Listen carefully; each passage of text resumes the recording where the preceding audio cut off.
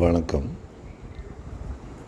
தமிழகத்தில் பல நல்லவர்கள், குழந்தைகள்,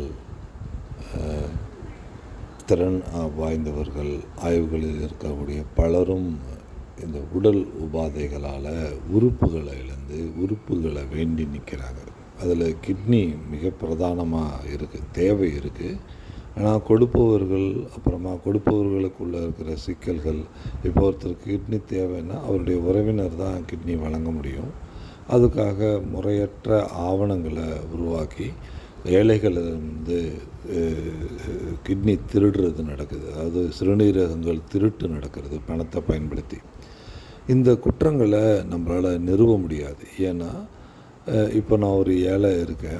இப்போ பள்ளிப்பாளையத்தில் இருக்கிற குமாரபாளையத்தில் இருக்கிற ஒரு தறித்தொழிலாளி இருக்காருன்னா அவர் ஒரு 1,00,000 ரூபா 1,50,000 ரூபா முன்பணம் வாங்கியிருப்பார். அதாவது ஒரு விசைத்தறி கூடத்தினுடைய முதலாளிகிட்ட. அப்புறமா அவர் அங்கே வேலை செஞ்சுட்டு இருப்பார். இப்போது ஜிஎஸ்டி வந்ததுக்கப்புறமா நிறைய விசைத்தறி கூடங்கள், அப்புறம் சாயக்கழிவு பட்டறைகள் முறையாக இயங்காததுனால வருமானம் குறைஞ்சதால், அவர்கள் முறையற்ற இயக்கத்தால் அந்த கூடங்கள்லாம் அழிக்கப்படுவதால் அங்கே வேலை செய்கிறவங்க, விசைத்தறி கூடங்களில் வேலை செஞ்சிட்டு இருந்தவங்க, இப்படி இது தொழில்கள் எல்லாமே மூடப்பட்டுருச்சு. நிறைய தொழில்கள் அழிஞ்சு போச்சு. ஸோ அதுக்கு தரக்கூடிய நூல் கொடுத்துட்ருந்தவங்க, பாவு போட்டுட்ருந்தவங்க, இப்படி பல வகையில் பெண்களும் பாதிக்கப்பட்டிருக்கிறாங்க. அப்போது வருமானம் குறையும் போது அட்வான்ஸ் அதுன்னு சொல்லக்கூடிய முன்பணம் வாங்குவாங்க, 1,00,000 ரூபா. இப்போ நீங்கள் அந்த கூடத்தை மூடிட்டாங்கன்னா அந்த ஆள் உடனடியாக கேட்பார். இல்லை நீங்கள் ஒரு இடத்துக்கு வேலைக்கு போனீங்கனாலும் அங்கே முன்பணத்தை வாங்கி கொடுக்க சொல்லுவார். முன்பணம் உடனே முதலாளி ஒரு புது வேலைக்கு பணம் தருவாங்களா? தரமாட்டாங்க. அதனால் அவங்க என்ன பண்ணுவாங்கன்னா கந்துவட்டிக்காரங்ககிட்ட போய் பணம் வாங்கி அதை கொடுப்பாங்க. அந்த பணத்தை அவங்க திருப்பி தர முடியாது. இதில் 2 வகையும் இருக்குது. 1,00,000 ரூபா 2,00,000 ரூபா பணம் இமீடியட்டாக கிடைக்குன்னு கிட்னியை கொடுத்தவங்களும் உண்டு. 70% இந்த மாதிரி கடன்பட்டு அந்த கடனை அடைக்கிறதுக்கும் கூட ஒரு 1,00,000 ரூபா கை கிடச்சிச்சுன்னா அதை வச்சு பழச்சிக்கலாம் அப்படின்னு கிட்னி கொடுத்தவர்களும் பலரும் இந்த பகுதிகளில் இருக்கிறாங்க. இப்பயும் கொடுக்குறாங்க மறைமுகமாக. இதுக்கு அவங்க அந்த நோயாளியோட உறவினர்னு மறைமுகமாக அரசு அலுவலர்களை வச்சு ஒரு ஆவணத்தை தயார் செஞ்சு அந்த ஆவணத்தின் அடிப்படையில் கிட்னியை கொடுத்துருப்பாங்க. இப்போ இதை இந்த முறைகேடை உங்களால் கண்டுபிடிக்க முடியாது. ஏன்னா அந்த கிட்னி கொடுத்தவரும் சட்டப்பிரகாரம் குற்றவாளி. அதனால் அவர் எந்தவித புகாரும் தரமாட்டார். புகார் அரசே பதிஞ்சாலும் அவங்க நீதிமன்றத்துக்கு வரமாட்டாங்க. ஸோ இதை நிரூபிக்க முடியாது. அதனால் இந்த கிட்னி தேவை இருக்குது. அதனால் நம்ம என்ன பண்ணலான்னா, ஒரு கொடும் குற்றங்கள், இந்த குழந்தைகளுக்கு மேலே குற்றங்களை இழக்கிறவங்க, பெண்களை கொடூரமாக கொலை செய்யக்கூடியவங்க, ஆதாரத்தோடு இவங்கெல்லாம் நிரூபிக்கப்பட்ட 5 வருடங்களுக்கு மேலே இருக்கிற கொடும் குற்றங்களை செய்யக்கூடியவங்களுக்கு குற்றங்கள் நிரூபணம் ஆகிறது ஒரு மாதத்தில் அல்லது 1.5 மாதத்துக்குள்ளே நீதிமன்றங்கள் தீர்ப்புகளை வழங்க வைக்கணும். இப்போ ஒரு குழந்தைய 15 வயசுக்குள்ளே ஒரு குழந்தைய கொடூரமாக கொன்று அந்த குழந்தையுடைய அந்த கொலை குற்றத்தில் அந்த பங்கு இருக்குது, மாஸ்டர் மைண்டாக இருக்கிறான், இல்லை அந்த கொலை குற்றத்துக்கு துணை போனான், இல்லை அந்த குழந்தையினுடைய பிணத்தை மறைக்கிறதுக்கு உதவி பண்ணினா, இப்படி யாராக இருந்தாலும் குற்றங்கள் முழுமையாக ஆதாரபூர்வமாக நிரூபிக்கப்பட்டுடும். இல்லைன்னா நாளைக்கு அந்த குற்றவாளி தான் குற்றம் செய்யாதவன்னு தன்னை நிரூபிச்சிட்டானா அரசுக்கு அந்த போலீஸ் அதிகாரிகளுக்கும் தண்டனை வழங்கணும். அதனால் குற்றத்தை 5 வருடங்களுக்கு மேலே இருக்கிற கொடும் குற்றங்களை செய்யக்கூடியவர்களுக்கு தீர்ப்பு வழங்கின அடுத்த உடனடியாக அரசு அந்த குற்றவாளியினுடைய ஒரு கிட்னியை இந்த தமிழகத்தில் கிட்னி கிடைக்க வேண்டி இருக்கிறவர்களுடைய பட்டியலில் அவரை சேர்த்துடணும். அவருடைய பிளட் குரூப் அவருடைய இதோடு ஒத்துப்போகிற ஒரு 40 வயதுக்குள்ளே இருக்கிற ஒருவருக்கு அந்த கிட்னி கிடைக்கிறதுக்குள்ள எல்லா வேலையும் தமிழக அரசு செஞ்சிடணும். அவரை அந்த விருப்பத்தின் அடிப்படையில் நான் என்னுடைய கிட்னியை தர்றேன் அப்படின்னு சொல்லி அவர் டோனர், அதாவது கொடையாளிகளுடைய லிஸ்ட்டில் அவரை சேர்த்துடணும்.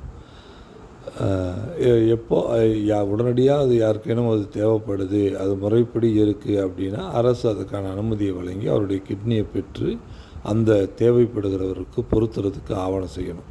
சரி, இதில் ஏதேனும் ஒரு குளறுபடி ஏற்படுது, அந்த கிட்னி கொடுத்தவர் நிரபராதி, அவர் வந்து எந்த குற்றமும் செய்யலை, சாலையில் போயிட்டு இருந்தவர் பிடிச்சிட்டு வந்து அந்த போலீஸ் அதிகாரி போட்டிருந்தார் அப்படின்னா, அந்த எஃப்ஐஆரை எழுதின, அந்த எஃப்ஐஆரில் ஈடுபட்ட அந்த காவல் நிலையத்தில் இருக்கிற காவல் அதிகாரிகளும் அந்த எஃப்ஐஆர் எழுதிய அந்த முதல் காவலர் அல்லது தலைமை காவலர் அல்லது எழுத்தர் யார் இருந்தாலும் அங்கே இருந்த அந்த அந்த நேரத்தில் அந்த காவல் நிலையத்தில் இருந்த அந்த 3 காவலர்கள், 3 தரநிலை, அதாவது எழுத்தர் அல்லது தலைமை காவலர் மற்றும் அந்த காவல் நிலையத்தினுடைய இன்ஸ்பெக்டர் அல்லது சப் இன்ஸ்பெக்டர், அவர்களுடைய கிட்னியையும் கொடையாளிகள் பட்டியலில் சேர்த்துடணும்.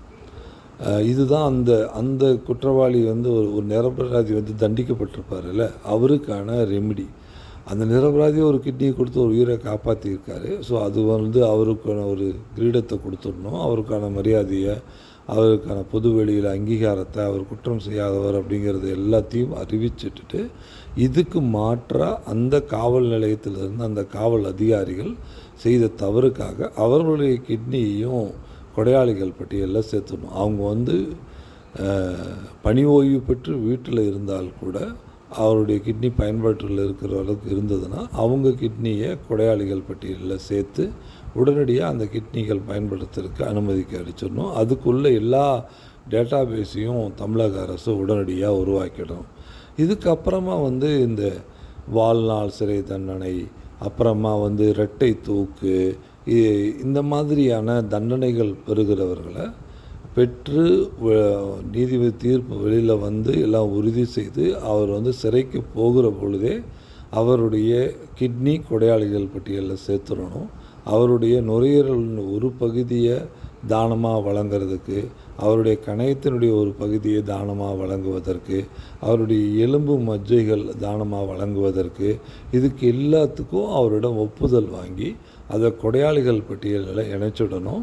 இது சரியான நபருக்கு போய் சேரக்கூடிய வகையில் ஆவணங்கள் தயார் செய்து அவருடைய உடல்நிலை அதை எல்லாத்தையும் பேணி காக்கிற பொறுப்பை சிறைத்துறைகிட்ட கொடுத்துடணும்.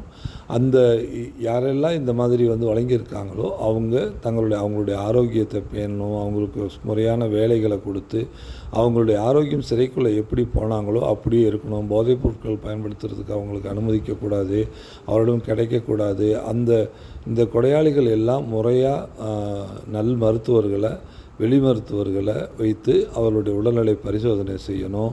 உள்ளே இருக்கிற மருத்துவர்கள் அவர்களுக்கு என்ன பிரச்சனை வந்தாலும் அந்த மருத்துவ முறைகள் அடிப்படையில் அவங்களுடைய உடல்நிலையை பாதுகாத்து நல் நிலையில் அவர்களுடைய வாழ்க்கை முறையை கொண்டுட்டு போகணும். அவங்களுடைய தானத்தை முழுசும் கொடுக்குற வரைக்கும் அவங்க வந்து மருத்துவருடைய கட்டுப்பாட்டில் இருக்கணும். அவருக்கு ஏதேனும் பிழைகளோ தவறோ நடந்ததுன்னா அந்த சிறைத்துறையில் இருக்கிற மருத்துவருக்கு மிகப்பெரிய தண்டனை வழங்கணும். அவரை வந்து ராமநாதபுரத்தினுடைய ஒரு கடைக்கோடி கிராமத்தில் இருக்கிற போக்குவரத்து வசதி இல்லாத ஒரு மருத்துவமனைக்கு, அதாவது ஆரம்ப சுகாதார மருத்துவமனைக்கு அந்த சிறையில் இருந்த மருத்துவரை பணியில் அமர்த்தணும்.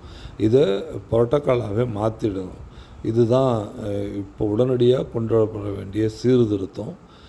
இந்த குற்றம் செய்தவர்கள் தங்களுடைய குற்றத்திற்கான தன்னுடைய உறுப்பை வழங்கி இங்கே இருக்கிற ஒரு உயிரை காப்பாற்ற வேண்டியது அவருடைய பொறுப்புன்னு அரசாணை வெளியிடணும். இதை முறையாக செயல்படுத்தி கிட்னி தேவைப்படக்கூடியவர்கள், உள்ளுறுப்புகள் இழந்து போய் வாழ முடியாத சூழலில் இருக்கிறவர்களுக்கு இவர்கள் வாழ்வளிக்கணும். இவர் செய்த குற்றங்களுக்கு மாற்றாக பிராயச்சித்தமாக தமிழகம் அப்படின்னு இதை உடனடியாக அரசு கவனத்தில் கொண்டு செயல்படுத்தணும். பிறகு சிறையில் இருக்கிற கைதிகள், ஆரோக்கியமான கைதிகள் 18 வயதிலிருந்து 38 வயதுக்கு இருக்கிற வயதில் இருக்கிறவர்கள் நிறைய மருத்துவத்துறையில் ஆராய்ச்சிகள் நடக்குது. அதாவது இப்போ கர்ப்பப்பை புற்றுநோய் மாதிரி பெண்களுக்கு வர மாதிரி, ஆண்களுக்கும் நிறைய கேன்சர் மாதிரி, அப்புறமா நீரிழிவு நோய்கள் ஏன் ஏற்படுது, அது மாதிரியான ஆய்வுகளை, ஒரு ஆய்வு கூடங்களை இந்தியாவில் உருவாக்கி உலகத்தில் இருக்கிற நாடுகளில் இருக்கிற மருந்துகள் தயாரிக்கிறது, அப்புறமா புதிய வாழ்வியல் முறைகள், அதாவது உணவு பழக்க வழக்கங்களில் என்ன பாதிப்பு ஏற்படுது. இப்போ வந்து ஒரு ஹாட் டாக் ஒரு 10 வருஷமாக சாப்பிட்டுட்டு இருக்கார் அப்படின்னா அவங்களுக்கு என்ன மாதிரியான விளைவுகள்லாம் ஏற்படுது அப்படின்னும், இப்போ இருக்கிற ஹாட் டாக்ஸ் வந்து என்ன மாதிரி பாதிப்புகளை ஏற்படுத்துதுன்னு ஒரு நிறுவனம், அமெரிக்க நிறுவனம் ஆய்வு மேற்கொள்ளுன்னு நினைக்கிதுன்னா அவங்க ஒரு 10 பேர் தேவைப்படுறாங்க எங்களுக்கு பணிகளுக்கு ஆய்வுகளுக்கு அப்படின்னா அவங்க இப்போ ஒரு சிறையில் இருக்கிற ஒரு 10 பேரை அந்த ஆய்வுக்கு இந்திய அரசு கொடுத்துட்டு அதில் அந்த வருகிற வருமானத்தை இந்திய அரசினுடைய தமிழக அரசினுடைய முதல்வர் நிவாரண நிதியில் அந்த நிதியை சேர்த்துட்டு அந்த நிதியை இங்கே யாரேனும் குழந்தைகளுக்கு பணம் இல்லாமல் ஒரு 5 வயசு குழந்தைக்கு ஒரு 15 லட்ச ரூபா 20 லட்ச ரூபா பணம் தேவைப்படுது மருத்துவத்துக்குன்னா அதுக்கு அந்த மருந்து பயன்படுத்தணும். அந்த மாதிரி சிறையில் இருக்கிற கைதிகள் எல்லா கைதிகளையும் நல்ல ஆரோக்கியமான முறையிலான ஆய்வுகளுக்கு பயன்படுத்துவதற்கு அவர்கள் சிறைக்குள்ளே போகும்போதே அவருடைய வில்லிங்னஸை எழுதி வாங்கிக்கணும். தான் செய்த குற்றத்திற்காக நான் இந்த சமூகத்துக்கு பயன்பட போகிறேன், அதனால் என்னுடைய உடலை ஆய்வுகளுக்கு பயன்படுத்தி கொள்ளுதல். செத்துக்கு போனதுக்கு முன்னாடி பிணத்தெல்லாம் கொடுக்கறதுக்கெல்லாம் அவனையும் அனுமதிக்கக்கூடாது. உடல் உறுப்பு தானம் செய்கிறேன் கடபிரசவன்னு சொல்லிட்டு ஸ்டண்ட் அடிக்கிறானுவோ அதையெல்லாம் எவனையுமே அனுமதிக்கக்கூடாது. நடிகர்கள் எல்லாம் வந்து போஸ் கொடுப்பாங்க உடலை தானம் பண்ணிட்டேன்னு, அது முழுக்க ஊரை ஏமாத்துகிற செயல். அந்த மாதிரியெல்லாம் பண்ணக்கூடாது. யாரேனும் வந்து தான் வந்து தானம் செய்கிறேன் அப்படின்னு சொன்னாங்கன்னா அவங்கள இந்த மாதிரியான சோதனைகளுக்கு உட்படுத்துறதுக்கு அனுமதிக்கிறோம். 1 மாத சோதனைகளை பெரிய செலிபிரிட்டியாக இருந்து நான் இந்த நாட்டுக்கு சேவை செய்ய போகிறேன்னு சொல்லிவிட்டு ரோட்டில் நின்று கூவிட்டு பட்டை அடிச்சுட்டு இருப்பான், கண் தானம் பண்ணிட்டேன் உடல் இருப்பாங்க. அந்த மாதிரி செய்யக்கூடிய யாராக இருந்தாலும் 1 மாதம் இந்த மக்கள் எந்த பிணியில் அதிக பாதிக்கப்பட்டிருக்காங்களோ அந்த பிணியில் இருக்கிற ஆராய்ச்சிக்கு 1 மாதம் அவங்கள பயன்படுத்திக்கிறதுக்கு அனுமதிக்கிற லெட்டர் வாங்கணும். அந்த லெட்டர் வாங்கிட்டு அவங்கள அதில் பயன்படுத்திக்கணும் செலிபிரிட்டிகளை. அப்போ மக்கள் எல்லாம் முன்ன வந்து தாங்களும் 1 மாதத்துக்கு எங்களுடைய உடலை நாங்கள் வந்து பரிசோதனைக்கு அனுமதிக்கிறோம் அப்படின்னு எழுதி வாங்கிட்டு அவங்கள அனுமதிக்கணும். இதன் அடிப்படையில் உலகளாவிய அளவுக்கு ஆராய்ச்சிகளில் உலக பெரு நிறுவனங்கள் வந்து இதில் ஈடுபடுறாங்க. அந்த நிறுவனங்கள் வந்து சரியான நிறுவனங்கள் தானான்றதை வந்து ஆய்ந்து செய்து அதன் அடிப்படையில் வரக்கூடிய பொருளாதாரத்தை அதன் அடிப்படையில் வரக்கூடிய விளைவுகளை நாங்களும் பயன்படுத்திக்கணும் அவங்கக்கிட்ட எழுதி வாங்கிக்கிட்டு அதில் தமிழகத்துக்கும் ஆதாயம் கிடைக்கணும். தமிழகத்தில் இருக்கிற மக்களுக்கும் அந்த ஆராய்ச்சி முடிவுகளால் வரக்கூடியதில் ஒரு பாதி விலையில் மருந்துகள் கிடைக்கிறதுக்குள்ள ஆவணம் செய்யணும். உடனடியாக இதை செயல்படுத்தணும். சிறைகள் வந்து சொகுசு கூடங்களாக சொர்க்க பூமிகளாக இருப்பதை உடனடியாக முதல்ல தடை செய்யணும். 5 ஆண்டுகளுக்கு மேலே இருக்கிற குற்றம் சாட்டப்பட்டிருக்கிற வழக்குகள் இழுத்தடிக்கிறதுக்கு அனுமதிக்கக்கூடாது. இழுத்தடிக்கிறாங்க அப்படின்னா அந்த நீதிபதி ஒரு வழக்கை ஒரு நீதிபதி 5 ஆண்டுகளுக்கு மேலே இழுத்தடிச்சுட்டு இருக்காருன்னா அவருக்கு உடனடியாக தமிழகத்தில் இருக்கிற ஒரு பல்கலைக்கழகத்தில் இழுத்தடிப்பு நீதி வேந்தர் அப்படிங்கிற அடிப்படையில் அவருக்கு முனைவர் பட்டம் வழங்கி அதை தமிழகம் முழுக்கும் சமூக வெளிகளில் அவருடைய படத்தோடு வந்து அந்த பட்டத்தையும் வழங்கி சிறப்பிக்கணும். அதுக்கு ஒரு நாளை செயல்படுத்தி தமிழக மக்கள் எல்லோரும் அவருக்கு வந்து காலையில் இருந்து சாயந்தரம் வரைக்கும் அவரோட பேட்சை அணிஞ்சிக்கிட்டு அதிக நாட்கள் வழக்கை இழுத்தடித்த வேந்தர் முனைவர் அப்படின்னு அவரோட நீதிபதியோட பெயரோட பதாகை அதாவது பேட்ச் அணிஞ்சிக்கிட்டு தமிழகத்தில் இருக்கிற எல்லாரும் மக்களும் தங்களுடைய வேலைகளுக்கு போகணும். அந்த மாதிரி ஒவ்வொரு நீதிபதிக்கும் இந்த மாதிரியான மரியாதையை நம்ம எல்லோரும் செய்யணும். அது மாவட்ட நீதிபதியாக இருக்கலாம், முன்சிப் நீதிபதியாக இருக்கலாம், இல்லை உயர்நீதிமன்ற நீதிபதி, உச்ச நீதிமன்ற நீதிபதி, இப்படி எந்த வழக்கு எப்படி இதெல்லாம் செய்தாங்க அப்படிங்கிறதுக்கு ஒரு குழு அமைச்சு அதை ஆராய்ச்சி பண்ணி அந்த ஆராய்ச்சி கட்டுரையை வெளியிட்டு எவ்வளோ 5 ஆண்டுகள் அவர் எப்படியெல்லாம் இழுத்தடித்து சாதனை செய்தாருங்கிறத மக்களுக்கு தெரிவிச்சுட்டு அவருக்குள்ள மரியாதையை நம்ம வந்து முனைவர் அப்படிங்கிற பட்டத்தை அவருக்கு வழங்கி அதன் அடிப்படையில் அவர்கிட்டையும் அதை கொண்டு போய் கொடுத்துட்டு அதையும் காணொலியாக வெளியிடணும். இதை தமிழக அரசு உடனடியாக செயல்படுத்தணும். இது தமிழக அரசுக்கு வருவாய் தரும், தமிழக மக்களுக்கு வாழ்வத்தை கொடுக்கும், குழந்தைகள் எல்லாத்தையும் பிணிகளிலிருந்து காப்பாற்றும் நம்புகிறேன். நன்றி, வணக்கம்.